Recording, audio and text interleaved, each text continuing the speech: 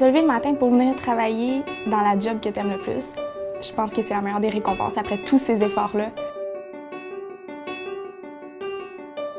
Le fait de toujours pousser les connaissances à son maximum, on apprend toujours. À chaque jour, il y a quelque chose de différent. Tu arrives sur le département, wow!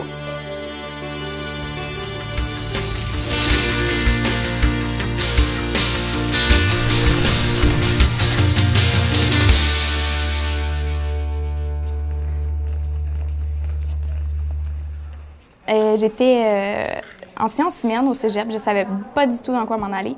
Puis une journée, j'ai une amie qui faisait son cours en soins infirmiers. Puis il manquait un cobaye. Je fais son cobaye et j'ai dit « Wow! » Je me suis vraiment mis dans la peau du personnage parce que c'est ça dans les pratiques.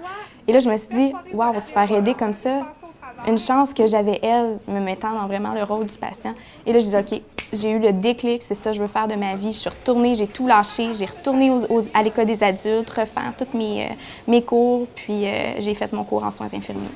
S'il y a quelqu'un qui a besoin que je refasse des démonstrations ou qui ont des questions, je n'ai pas. Il y a des cours laboratoires obligatoires à faire aussi avant chaque stage. Puis, on a l'avantage en soins infirmiers d'avoir des stages à chaque session.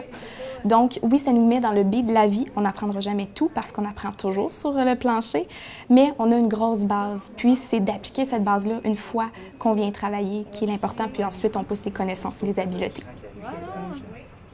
Yay! Je suggère à tout le monde de justement se prendre un mentor parce que dans des cas que ça va bien ou que ça va pas bien, c'est juste le fun d'avoir quelqu'un en arrière de nous qui nous sécurise parce que oui, on est insécure quand on commence.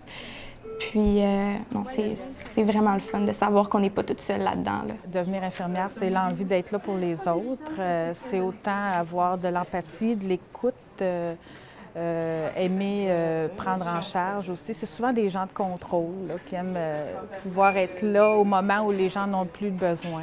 C'est très, très valorisant comme métier.